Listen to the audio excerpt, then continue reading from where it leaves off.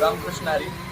आज गुरुपौर्णिमेच्या निमित्ताने माझा जीवनात छोटा गुरुबंधू दिग्विजय जगदाळे यांनी आमच्या गुरुजींसाठी एक भेट वस्तू म्हणून स्वर सागर 15 मीटर पाठवला. इथे एक पापड घेतलेला आहे, तर तुम्ही त्याचा पाहू शकता.